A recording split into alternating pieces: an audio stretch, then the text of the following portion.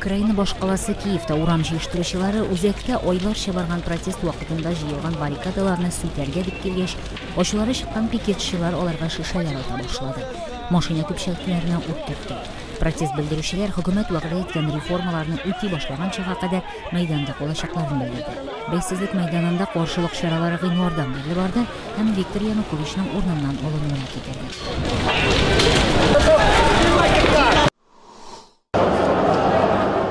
Кабылда президент сайлауыннан соң бәхәс чыгарган 8 миллион тавышны кабат санау дәвам итә.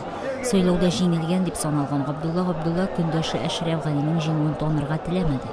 Тавышларны санау каршылыклар чыккач июль аенда туктатылган иде. Тарафлар килешеп, тавышларны санап бетерергә карар кылды.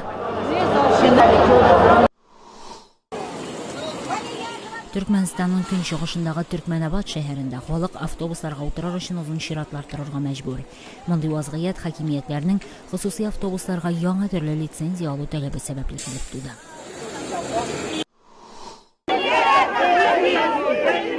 Казакстанның Алматы дәүләт банкы каршына җыелган халык тәңгә бәясенең төшүе сәбәпле үзләренең ипотека түләүләрен яңадан карап чыгып үзгәртүне таләп итә. Пикетчылар банк вәкиле белән очрашкан, әмма әлегә проблемаларын шишергә теләүчеләр юк дип белдерде. Босния-Херцеговинада су баскан шәһәр һәм авылларны чистарта башладылар. Тузла шәһәрендәге халыкка хуҗалыкларын тәртипкә китерергә янгын сүндерүчеләр ярдәм итә.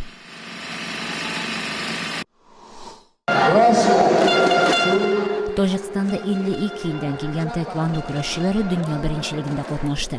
Таҗикстан хөкүмәте һәм Халыкара тэквондо федерациясе бу чараны оештырыр өчен $200 000 акча тоткан. Чемпионатта кызлар да катнашты.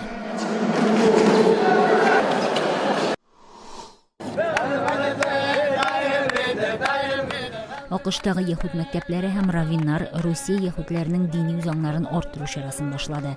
Күчмә гыйбадәтханә 3 атна эчендә Русиянең 70 шәһәрендә булачак.